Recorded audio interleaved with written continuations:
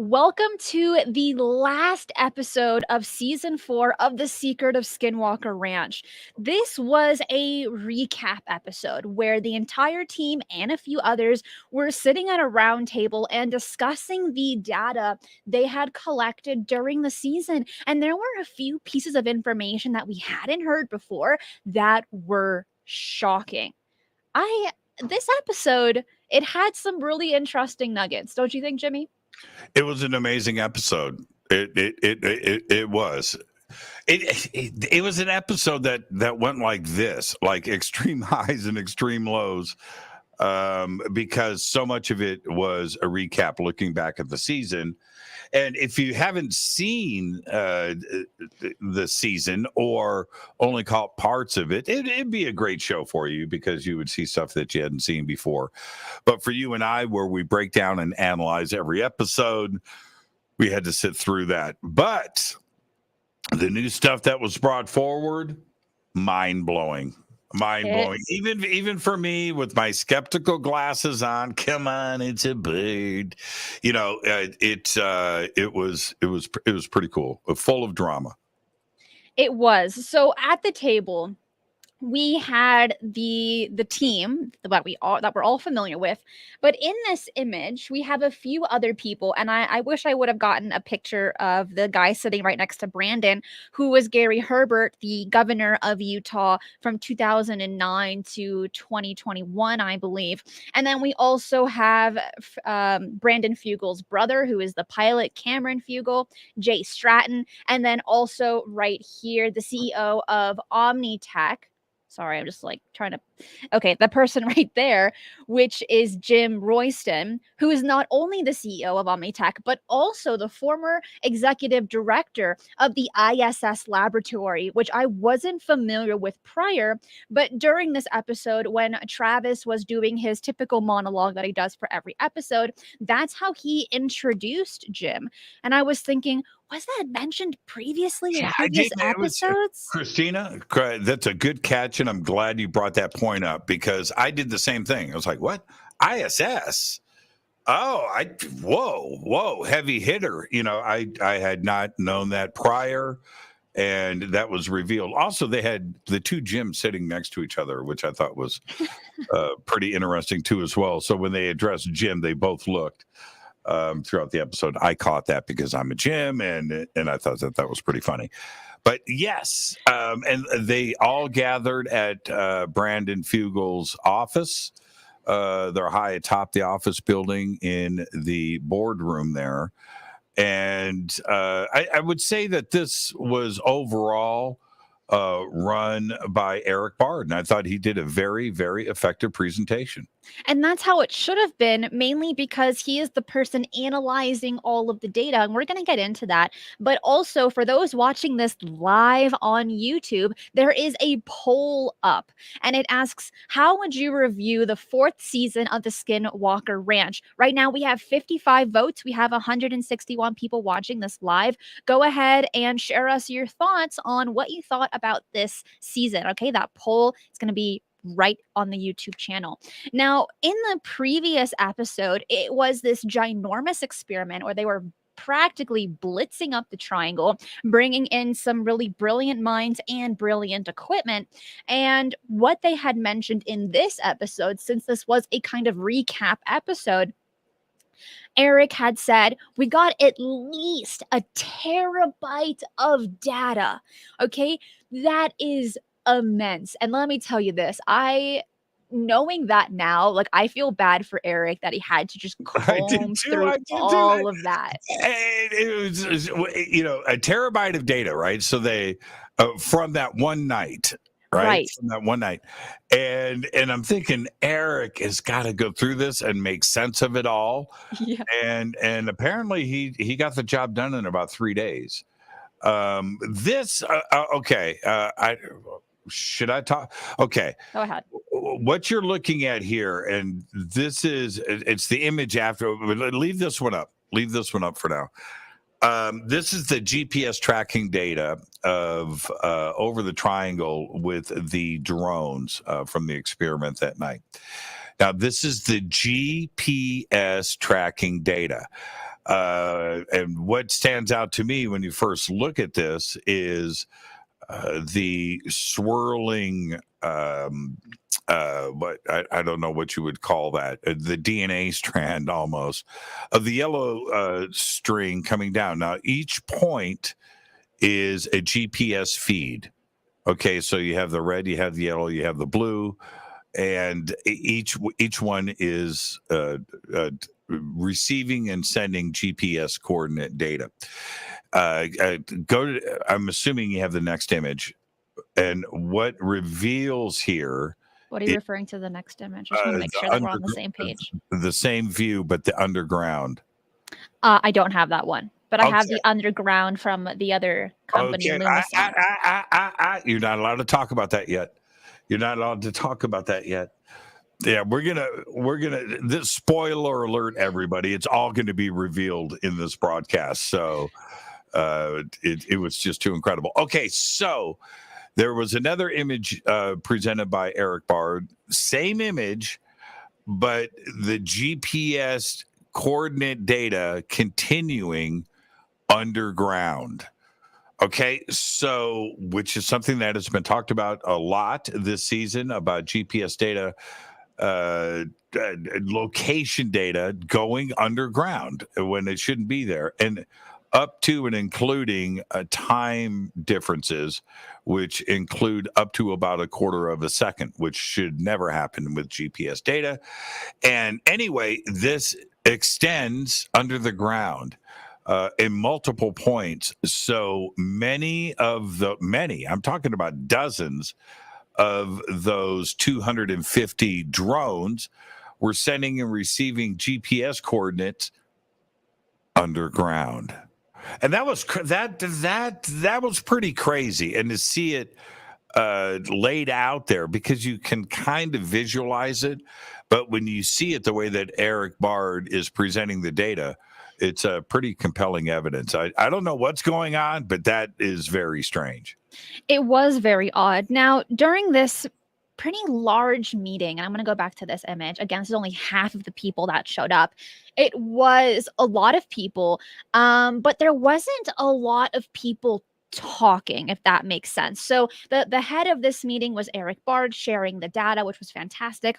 Then you had Travis Taylor talking and mentioning the traversable wormhole with that void that was taken from Omnitech's equipment, and Athena as well, where they're saying there must be a portal here, as it's been rumored for centuries. Okay. And there were a few rumors that I feel like have in some ways been solidified after this roundtable. But there was one thing that really caught my attention, and I'm going to read this quote verbatim. And that was Cameron Fugel, the pilot. This guy right here. Let me zoom in on him. This man.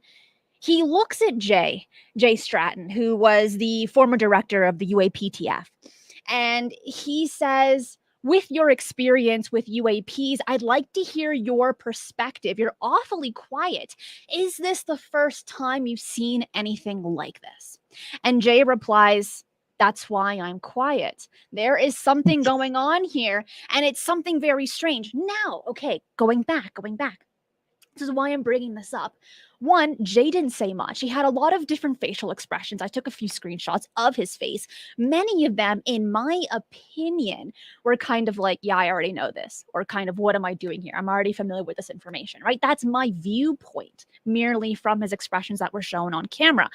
But when he said, that's why I'm being quiet, you would assume he is referring to the second part question of Cameron's question that he said, have you seen anything like this? But what if he was referring to the aspect of, I'd like to hear your perspective since you have an experience with UAPs? Was that why he was being quiet? Because he had signed NDAs and he cannot provide certain information. You can take it either way.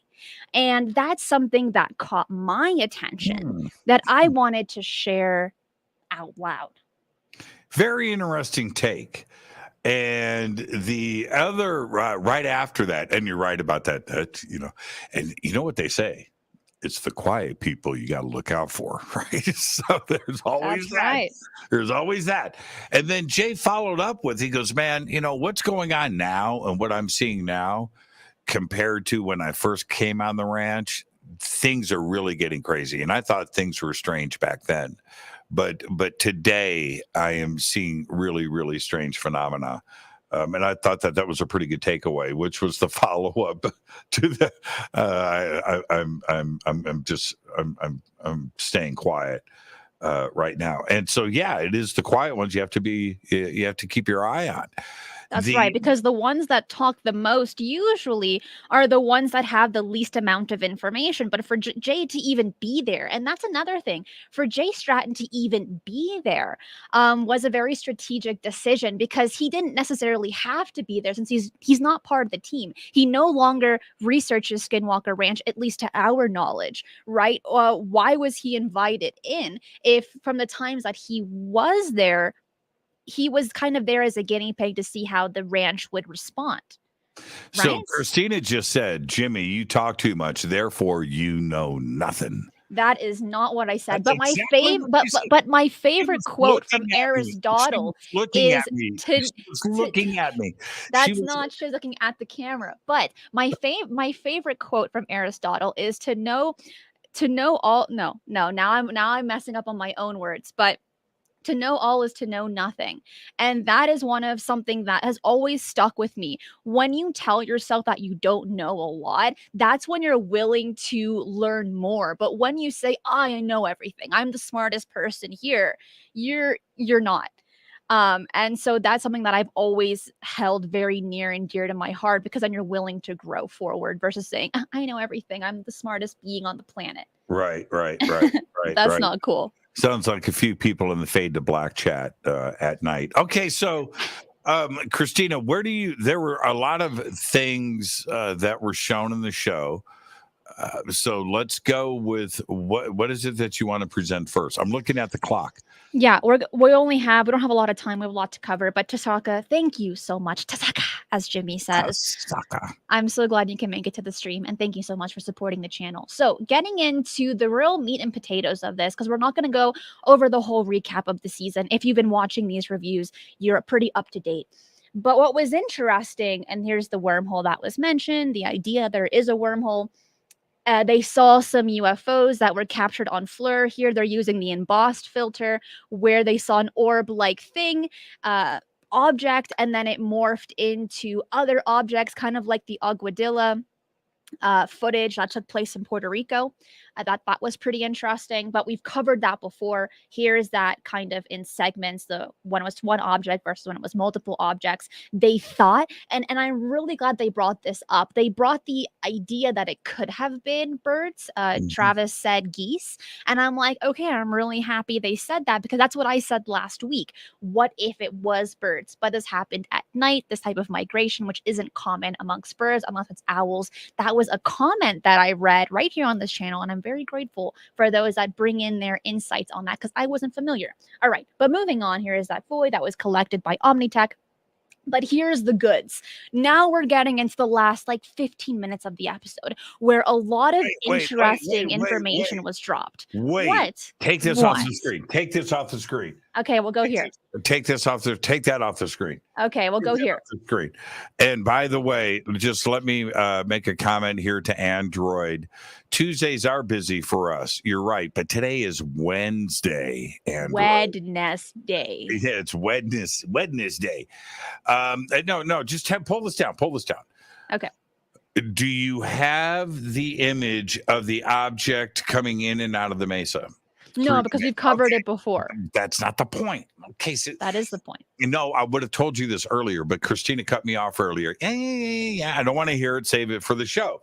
So I did save it for the show. I didn't tell you earlier, and now you want to skip past my very important point, which is this. They caught an object, a UAP, which appears to come down from the helicopter. Cameron's flying. They've got a GoPro outside of the helicopter, and it's shooting going forward. Helicopter's flying over Skinwalker, and they catch this white dot, this white orb that comes down behind the mesa. And as it comes down behind the mesa, you don't see it anymore. And then this is how they showed it previously in the season. They cut. And then they show another piece of the video of this object coming out of the mesa. So they insinuate, they plant the idea that this object went through the mesa, but you didn't see the full video. But you did in last night's show, which was very important. How long was that footage? Was it something that was conveniently edited by the producers of the show?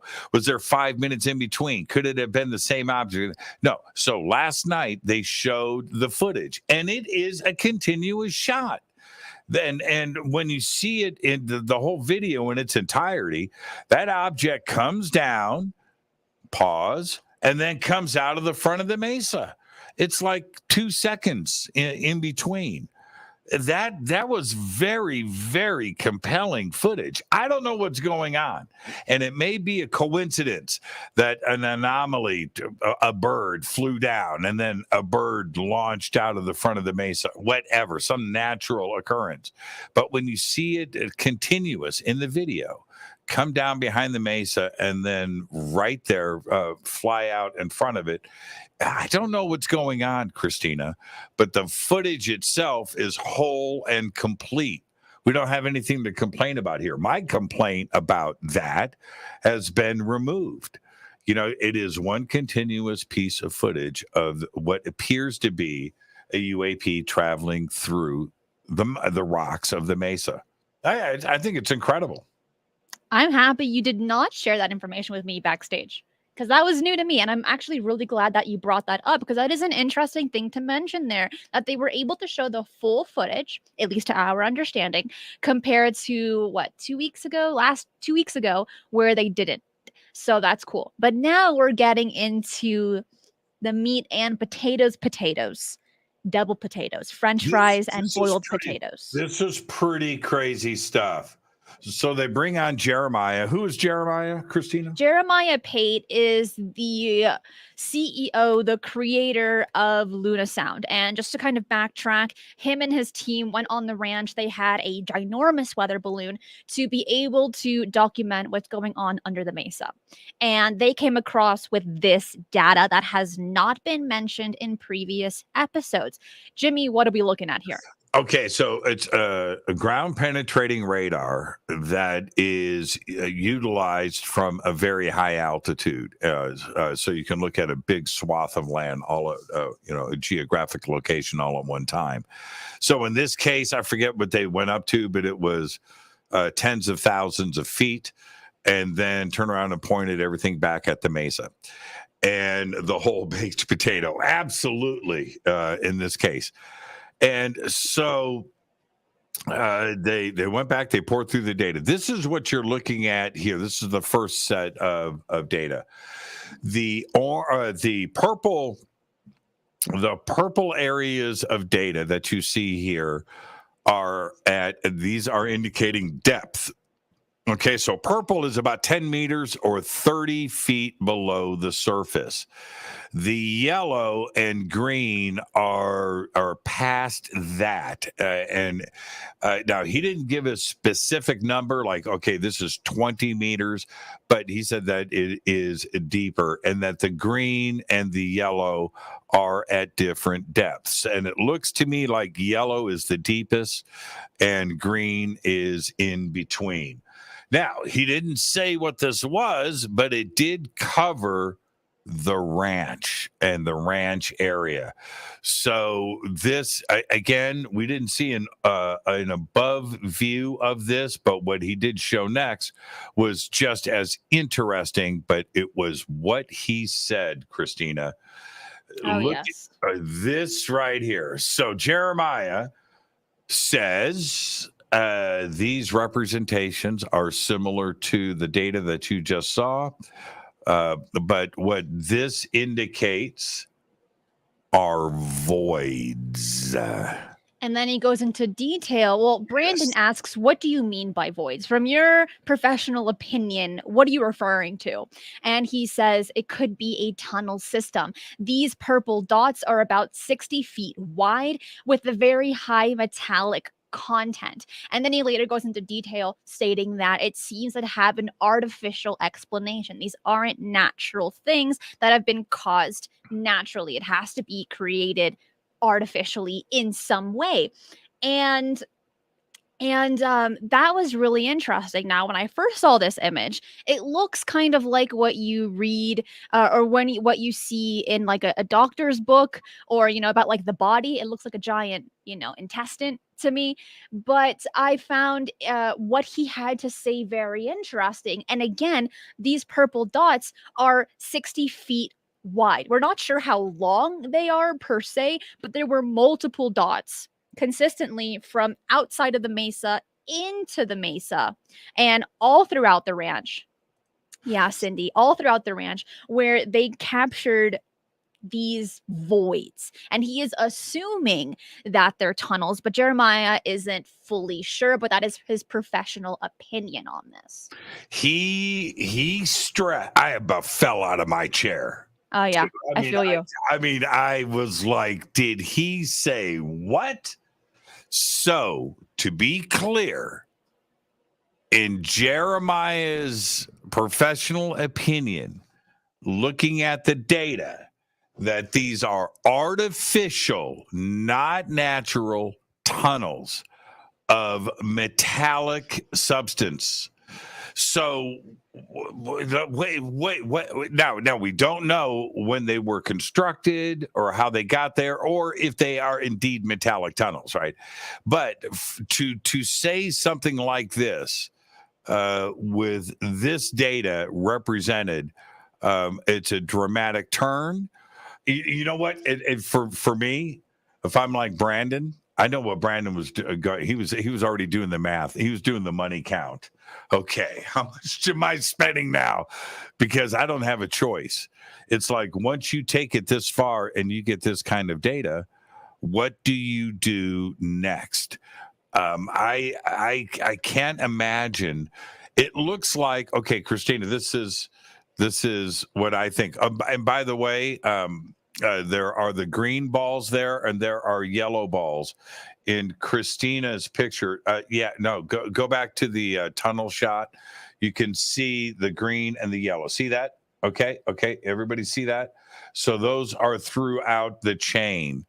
And it's Christina's grab here isn't as clear as the other picture that she had up earlier, but it's represented the same way. It's a massive amount of confirmed data collection is what that is. But it looks like down at the bottom, move your hand back down to the bottom. I think that's the entrance. And I think it's pretty easy to get to. Now, I am sure that Jeremiah's got all of this pinpointed. He's got depth, he's got location, you know where to go, and you don't have a choice. I think you get out there with a backhoe. It doesn't seem like it's too deep. Remember, he said 10 meters, that's 30 feet, right? 30 feet. Now, this is the only image I want everybody to understand. This is the only image that he described as the tunnel system. Now, go back to the other image, Christina. Okay, this is in an oval shape. So you've got a tunnel system, and what I think is the yellow and the green, I think those are rooms. All right, those are voids at different levels. And so you would have access or have to achieve access. That's what I think is going on. But the purple dots that are connected, I think that is just all one continuous ring of tunnels that occurs across either underneath the mesa, in front of the mesa, but certainly the width of the mesa on Skinwalker Ranch. No indication. Did you pick up on how big this anomaly section was versus the size of Skinwalker Ranch? I didn't catch that. He didn't provide that information, at least to my knowledge. Maybe we might get that sometime in the future, maybe in the next season. But also it might be mentioned for the insider membership. The team also does reviews as well. So if you have an insider membership, maybe they will cover that. But Cindy asks, can you speculate what the tunnels would be for? Well, there have been consistent rumors about Skinwalker Ranch that there are tunnels under the mesa. And what Jeremiah Pate had provided to the team can somewhat solidify those rumors. Now, are these tunnels? We do not know. He just mentioned that they are voids. But Jimmy brings up an interesting point that these other spots, the green and the yellow dots that are a little bit deeper from the tunnels, could be rooms. Is that a possibility? At this point, anything's on the table. I think that it is possible, but we won't have those answers until they dig, until they kind of do a deeper dive literally into the mesa. But Eric did mention, he was like, this is shocking information, but he also said we still need to maintain that surgical approach. We do not want to destroy what we're attempting to find, just like archaeologists that have to like use a brush, okay, to comb dirt, and that is awful. It's so bad for your back, I can assume here. But a lot of people are just like, oh, just blow up the mesa, just dig into the mesa. But they don't understand is that it can affect anything that they are trying to preserve. We don't have that information just yet. Now, if you are enjoying this review so far, hit the like button. We have 300 people watching, 115 likes. So go ahead and click that, because hitting the like button lets us know that you want us to do more reviews for the next season. Okay. So do that before we continue. I just remembered something. Okay. So we need to correct what was said earlier. I just remembered something. Jeremiah said the tunnels were about 10 feet wide, that the yellow and green dots represented rooms that were 60 feet wide. That's what he said. Okay, so he said that the tunnels, so everybody, I just remembered. I can say this in confidence now, with 99% certainty, that he said that the tunnels, go back to the other image, go back to the tunnel, that these are 10 feet wide. Okay, and that the green and yellow dots indicate rooms that are 60-foot open spaces. So, and when he said that, somebody at the table went, "Oh, bigger than this room that they were sitting in." The senator of Utah had mentioned that. Yeah, the governor. Right. Governor, yes, thank you. So, but the tunnel itself, 10 feet wide. Okay, and so if you go back to the other image, I believe we can probably walk away with the same idea here, that the purple dots are at a 10-foot or a 10-meter depth, 30 feet down, 10-foot wide tunnels, and then the green and yellow dots represent 60-foot voids. That's a pretty big void. That's the size of a house. That's pretty big. That's a pretty big opening. Now, could it be something? Look, if we're going to speculate, okay, what if we go with known stuff? Think Valley of the Kings, right, in Egypt. Could this be a tomb complex from ancient indigenous tribes, or another civilization from the distant past? Could it be that? Could it be a ceremonial place? Absolutely, for sure. Could it be, then let's take it a step further. Is it part of an alien base, right? And we go in and it's like Prometheus. It's like the movie Alien, and we find something like that. Wouldn't that be cool? It's very large, and I don't know if these hallways, if these passages are indeed metallic structures. I'm not so sure we had Bronze Age weapons being used. I mean, most spear points are flint, right? That we find. Right. Arrowheads and stuff like that. Those are flint, and I'm not sure if there was any Bronze Age action going on here in North America until the colonization happened, the invasion of us. But yeah, very, very, very interesting. Definitely a great season finale and a Oh, showstopper. for sure. And that was something that we were all looking forward to when Luma Sound originally went on the ranch to collect data. That's what we wanted to see, at least the audience. Now, another big takeaway from this episode, and this is right near the end, is what Omnitech said, that they are now partnering with Skinwalker Ranch. They are going to be applying Athena all across the ranch, having sensors speak to one another, using AI to look for things that look anomalous, that look odd. And the sensors will speak to themselves, to each other, excuse me. And then they will say, oh, I just saw something really weird. Let's turn all the cameras in that direction. Now, this is something that so many people have wanted. Thousands of people, I can assume here, have contacted Eric directly saying, why don't you get AI involved? Now, with like your average AI, it can't really detect things that are super anomalous, that are super, super odd, or also incredibly fast. But maybe with Omnitech, because it is so incredibly advanced, it might be able to capture things that your typical AI might not be able to. So I think this made a lot of people happy to hear that. And Including Eric, Eric Bard. Yeah. yeah, Eric is like, thank you so much. Yeah, for sure.